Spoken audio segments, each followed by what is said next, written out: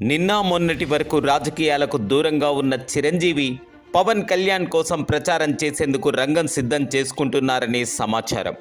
ఇప్పటికే కొంతమంది అభ్యర్థుల కోసం మాధ్యమాల ద్వారా ప్రచారం నిర్వహిస్తున్న చిరంజీవి ఇక నేరుగా పిఠాపురంలో అడుగు పెట్టేందుకు రంగం సిద్ధం చేసుకుంటున్నారని తెలుస్తోంది. ఎన్నికల వేళ ఏపీ రాజకీయాల్లో అనూహ్య పరిణామాలు చోటు చేసుకుంటున్నాయి.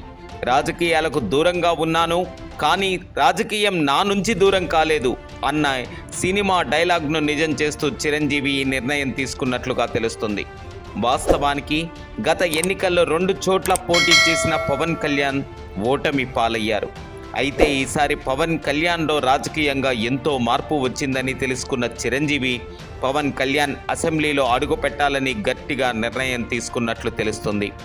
సుమారు దశాబ్ద కాలం తర్వాత 2 రోజుల క్రితం ఒక రాజకీయ ప్రకటన చేశారు మెగాస్టార్ చిరంజీవి. దీంతో ఏపీ రాజకీయాల్లో చిరంజీవి ఎంట్రీపై రకరకాల ఊహాగానాలు మొదలయ్యాయి.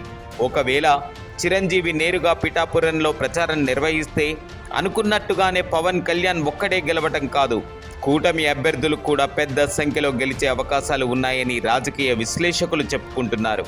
గత ఎన్నికల్లో జనసేన పార్టీ 1 సీటు మాత్రమే కైవసం చేసుకోగలిగింది. అయితే చిరంజీవి ప్రజారాజ్యం పార్టీ పెట్టినప్పుడు ఊహించని రీతిలో సీట్లు పొందలేకపోయినప్పటికీ తనదైన మార్కును చూపించుకున్నారు. చిరంజీవి ప్రచారానికి సంబంధించి ఖచ్చితమైన తేదీ ఇంకా ఖరారు కానప్పటికీ చిరంజీవి మాత్రం ఈసారి కూటమి తరపున ప్రచారం నిర్వహిస్తారని, ముఖ్యంగా పిఠాపురంలో 1-2 రోజులు ప్రచారం నిర్వహిస్తారని తెలుస్తుంది. తన చిరకాల మిత్రుడైన అనకాపల్లి లోక్సభ అభ్యర్థి సీఎం రమేష్, పంచకర్ల రమేష్ బాబు, మరికొంతమంది అభ్యర్థుల కోసం ఆయన ప్రచారం నిర్వహించే అవకాశం ఉంది. ఏది ఏమైనప్పటికీ ఈ ఎన్నికల్లో ఎన్డీఏ కూటమి కోసం చిరంజీవి ప్రత్యక్ష మద్దతు ప్రచారం అనేది ఏపీ రాజకీయాల్లో ఇప్పుడు తీవ్ర ఆసక్తిగా మారింది.